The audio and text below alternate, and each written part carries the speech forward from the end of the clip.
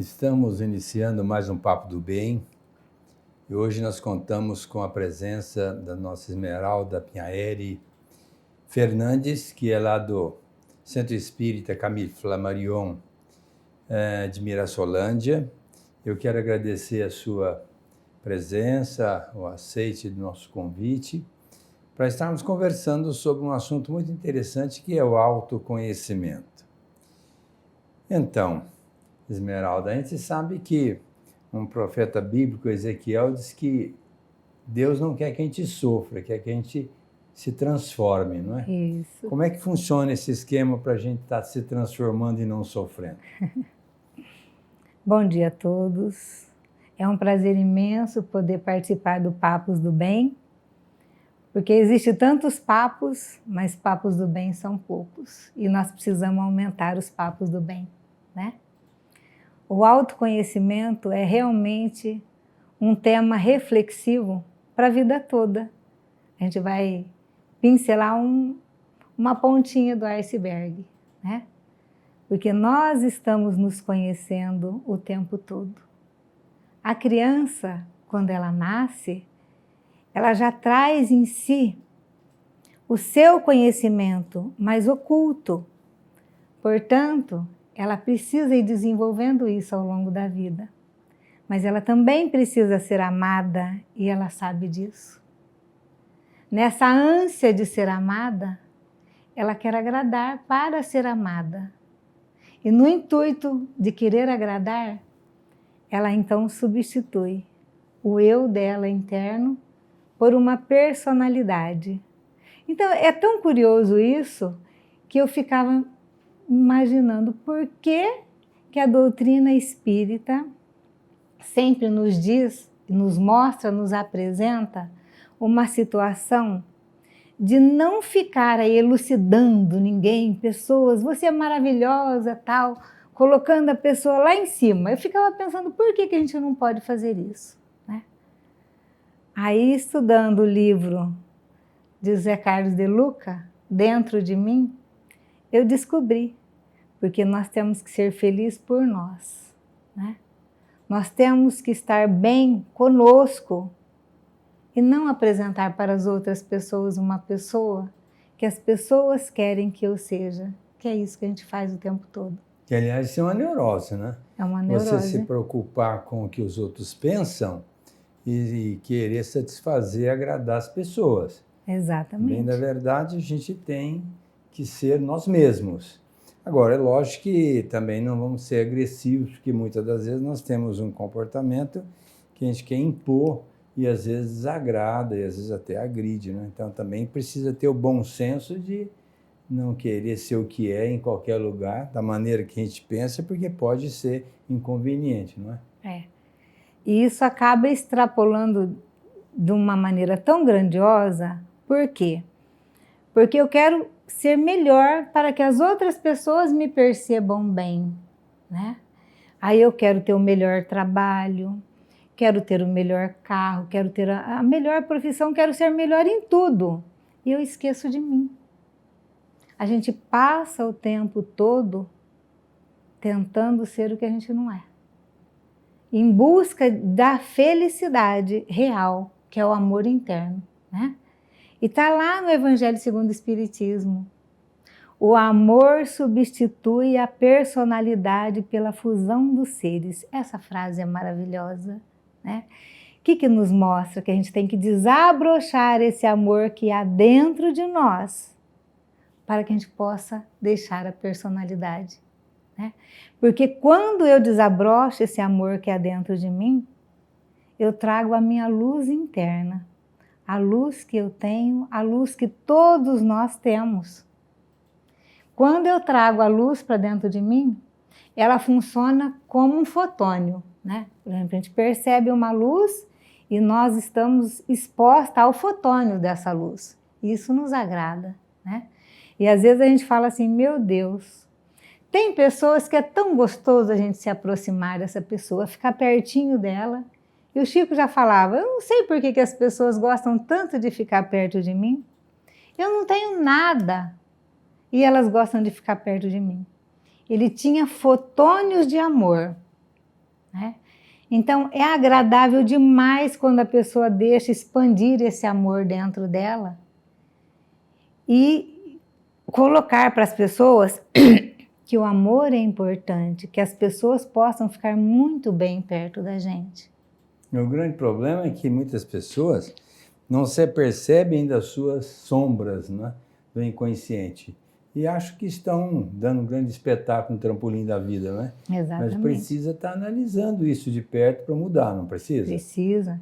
Até porque o nosso grande inimigo, e nós temos um grande inimigo, esse inimigo é nós, né? Só que esse inimigo, ele é oculto quando a gente não se conhece. E a gente vai colocar assim um número grandioso. A maioria de nós não nos conhecemos. Quando a gente passa uma autorreflexão, e essa autorreflexão ela vem através da meditação, e a gente passa a analisar o nosso próprio comportamento, eu não tenho mais um inimigo oculto. Eu tenho um inimigo que eu posso saber lidar com ele muito bem, sem raiva dele, sem mágoa dele. Eu preciso trazer esse inimigo para perto de mim, entender por que ele existe, por que ele está ali, para que eu possa falar para ele, sem raiva, sem rancor, eu não preciso mais de você. Para que eu não queira trazer esse inimigo perto de mim, existem alguns pontos fundamentais, né? E um desses pontos é o apego. Eu não posso ter apego. Porque o amor liberta. E o apego aprisiona. Eu tenho várias situações que me mostram que eu fico o tempo todo presa ao amor. Eu quero meu filho, eu quero meu marido, eu quero meu trabalho. Isso é uma situação de egoísmo. Me prende o tempo todo. Eu tenho que viver livre, na certeza de que ninguém vai ficar aqui, nessa escola física para sempre. Então, se eu precisar ir embora, hoje, agora, nesse instante, eu estou liberta para isso? Será que eu estou liberta para isso? Bom, André, o Humberto de Campos tem um livro chamado Cartas e Crônicas, em que na lição número 10 ele fala preparo para a morte, né, entre aspas, para o desencarne. E ele coloca algumas situações em que a gente tem que estar se preparando. Dentre estes elementos tem o desapego aos entes queridos, né? Porque a gente amar a criatura, como você disse, amar não só o parente, mas tudo que diz respeito à criação divina, é um dever, né? Mas o apego não tem sentido, porque mesmo essa família é temporária. Hoje ela está, né? Família, mas na próxima talvez nem esteja dentro do contexto consanguíneo. Agora, esse amor à criação divina, isso é o que nós temos que desenvolver todos os dias, né? No reconhecimento, na valorização e no respeito a cada criatura. Agora, uma coisa que eu acho muito importante, Esmeralda, é em termos de a gente estar fazendo um autoconhecimento, é saber o que nós estamos fazendo aqui na Terra. Por exemplo, muita gente passa pela Terra e não sabe o que está fazendo aqui, não é? Exatamente. A gente tem uma missão. Todo mundo tem um planejamento reencarnatório. Só que quando a gente chega no plano físico, onde está esse planejamento reencarnatório? Está no nosso consciente? Não, ele está lá no nosso subconsciente. Mas como que eu vou fazer desabrochar isso para mim? Essa situação do meu conhecimento do meu planejamento reencarnatório? A autorreflexão, vamos silenciar a mente. Eu vou conseguir silenciar a minha mente também através da meditação, através da oração. Eu vou trazer para dentro de mim, desabrochando aqui e agora, nesse momento físico na Terra, o meu planejamento. Mas por que isso não acontece? Porque muitas pessoas procuram o centro espírita e falam assim, eu sei que parece que eu tenho algo para fazer aqui, mas eu não sei. Não silencia. A pessoa, ela tem medo do silêncio interno. Ela procura uma televisão, ela procura ficar no celular, ela procura qualquer coisa que a distraia, mas distraia ela de si própria. Por conta do ego que existe em nós. A gente tem medo de soltar o ego que existe em nós para encontrar o nosso eu interior. Ou seja, para encontrar o nosso Deus interior. Porque a hora que a gente silencia e traz esse Deus interior, tudo vem à tona. Começa assim, ó, flechas na nossa mente. Tudo aquilo que eu busco numa conversa fraterna não está no outro a resposta. À medida que eu consigo me ouvir, eu vou trazendo tudo aquilo que eu preciso para mim. Então, se a gente for analisar, nós podemos sim, muito, contribuir, colaborar com o outro, mas nós podemos muito contribuir, colaborar com nós mesmos, porque nós sabemos que Deus nos ama e eu preciso me amar para que eu possa te amar. Sem dúvida. Além dessa reflexão que a gente tem que fazer sempre, e a meditação, esse silêncio, nos ajuda, mas a gente sempre traz no ímã da alma um conhecimento.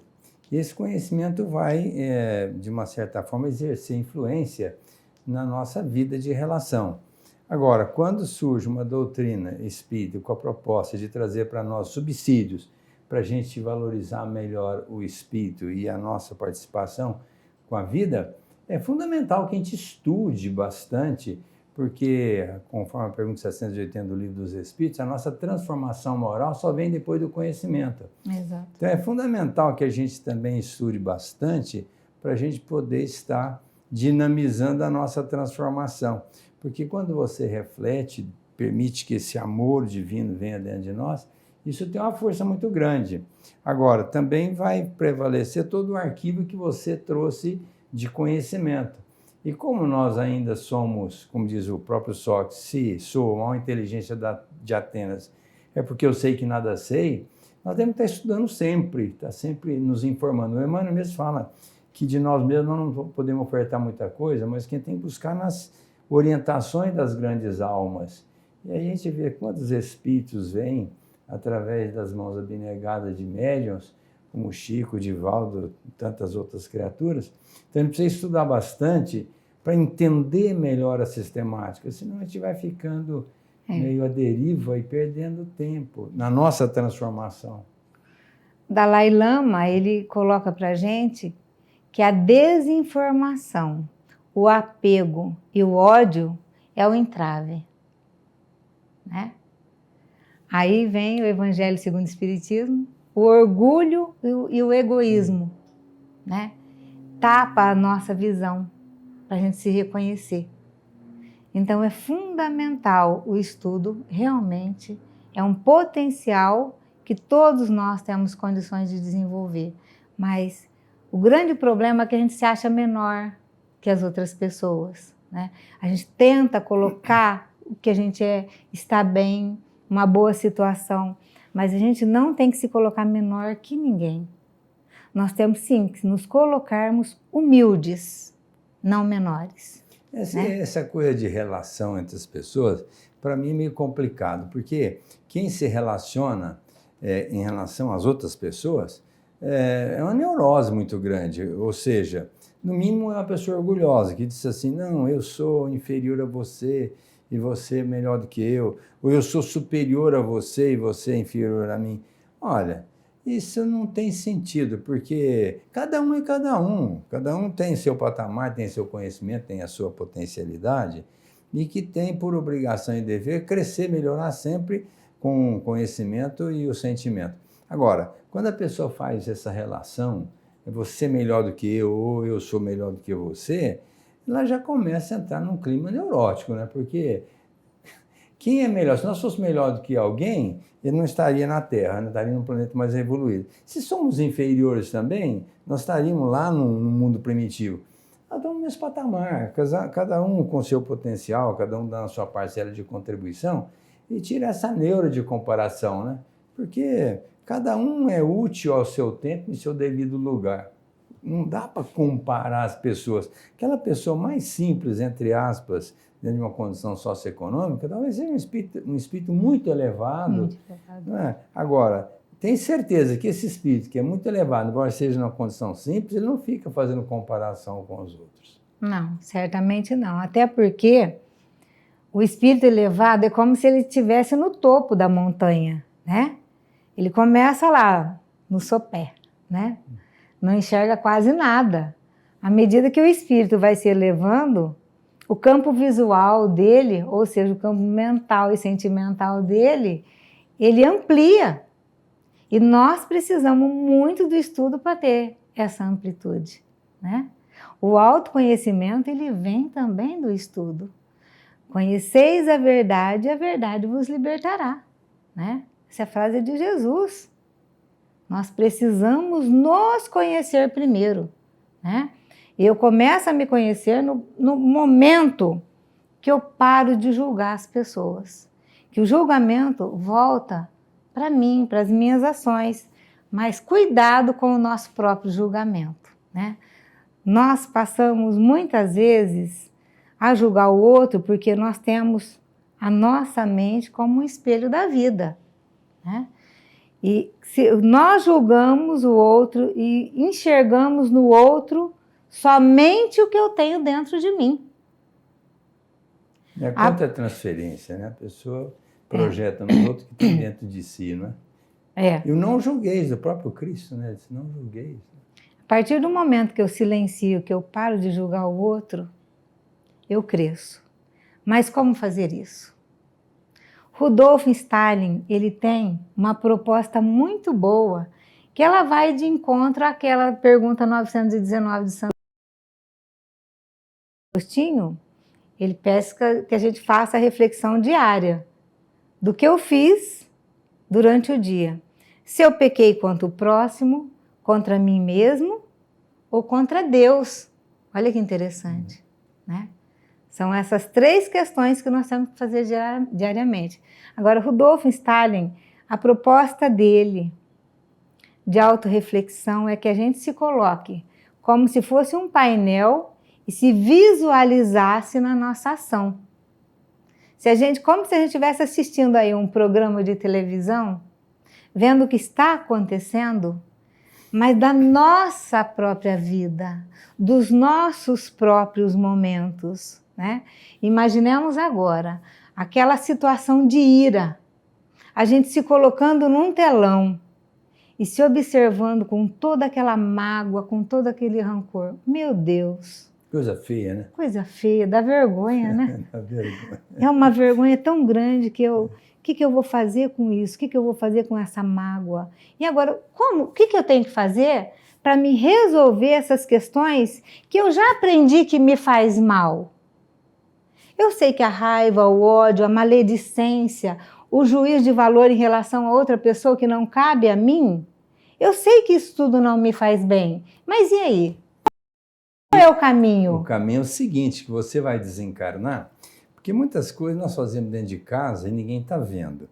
Quando você faz lá fora e agride as pessoas, aí vamos dizer, a lei vem, nos pega no pino, naquela situação inusitada, e vai nos condenar. Mas muitas coisas que acontecem dentro de casa, por exemplo, a gente agride as criaturas, verbal, psicológico e até espiritualmente, isso ninguém vê, mas não vai passar incólume diante da luz divina, que tem lá em cima, segundo André Luiz, o DASP, Departamento de Atividade do Serviço do Pai. E esse departamento cuida exatamente da nossa vida de relação. Então, quando você desencarna, e você vai ver todas essas querelas que nós arrumamos nessa existência, nós vamos pleitear, mas assim, rapidamente, embora não aconteça, uma reencarnação. para poder reparar aquelas atitudes infelizes que nós nos permitimos dentro do próprio lar. Porque o Emmanuel coloca, o André Luiz também coloca isso, todo lar desfeito é uma conquista muito quase nada. E o Emmanuel fala que nós devemos aprender a conviver e conquistar as grandes prioridades da alma dentro do lar, para depois nós fazermos lá fora. Então tem muita gente que lá fora é manso, fala manso, abraça e beija, mas dentro de casa é um tirano, né? Age de uma maneira indevida. Só que depois, quando desencarna, isso vem tudo à tona. Nada passa sem que, o próprio Cristo disse, nem nada de oculto há que não venha a ser revelado. Nada vai passar sem ser notado. E essa tela, né, que você está falando, ela vai acontecer, mas em uma amplidão, e a gente está lá, inserido no contexto, com as nossas atitudes infelizes, para serem reparadas numa nova existência, uma vez que nós já estamos desencarnados, né? E volta. Aí chega aqui e encontra dificuldades, meu Deus, que difícil. Mas é uma construção de cada um, né? De novo, meu Deus, que difícil, por quê? Pela falta de perdão. De novo, Deus nos perdoa. E eu me perdoo? Se Deus me perdoa, eu tenho que me perdoar. E eu tenho que te perdoar. Porque tem uma passagem muito interessante no livro Voltei.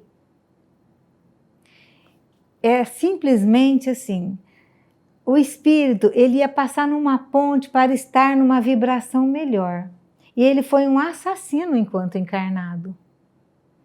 Então, quando ele tinha recebido mérito para passar essa ponte, quando ele estava no meio dessa ponte, lembrou? Eis que ele se lembra, meu Deus, eu sou um assassino. Né? E aí ele brecou, parou. E um amigo que estava ao lado falou, não pensa isso, você não é mais. Né? E acontece isso nas famílias. Quando a gente volta nesse plano terreno para a gente reparar, e aí o nosso subconsciente começa a nos acusar novamente porque nós não nos perdoamos. E se você tem aquela pessoa que você também não conseguiu perdoá-la, meu Deus, de novo você pode recorrer nos mesmos erros. E aí? Tudo vai ter uma nova oportunidade, porque Deus nos ama. E Ele vai dar oportunidade tanta quantas a gente quer. A mensagem de Jesus no cego de Jericó, quando ele lança de si a sua capa, que ele lança fora de si a sua personalidade, é esse momento que nós precisamos nos interiorizar, voltar para dentro de nós mesmos e lançar fora de nós a nossa personalidade. Vamos ser felizes por nós mesmos, pelo nosso eu interior, pelas nossas verdades, seguindo o Evangelho de Jesus, que nós temos vários exemplos. Basta querer ver, basta querer olhar, ter um olhar profundo. E está aí uma mensagem do Evangelho segundo o Espiritismo. Se a gente quer mudar o mundo, vamos mudar a nós mesmos. Vamos buscar o Evangelho de Jesus a todo momento, para que a verdade possa vir e expandir, começando por nós. O próprio Paulo de Tarso disse com muita propriedade, deixemos o arrependimento das obras mortas e busquemos a perfeição. Não adianta você ficar aí preso nos seus momentos infelizes, porque todo mundo tem, todo mundo comete as suas absurdidades, não tem a criatura em cima da terra, a não ser o Cristo que foi perfeito, que não tenha cometido erros crassos. Mas não vamos ficar presos a esse erro, vamos caminhar para frente.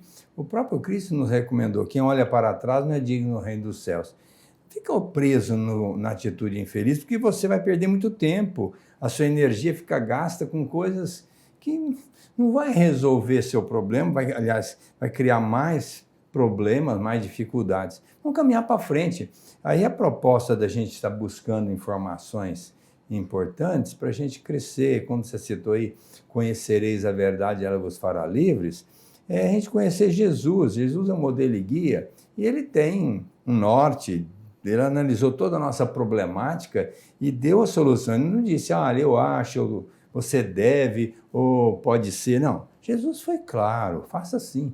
Em todas as situações em que nós poderíamos estar nos incorrendo em erros, Jesus analisou e disse assim, faça assim, não é? O próprio, você citou o cego de Jericó, disse, você quer que eu cure? Quero.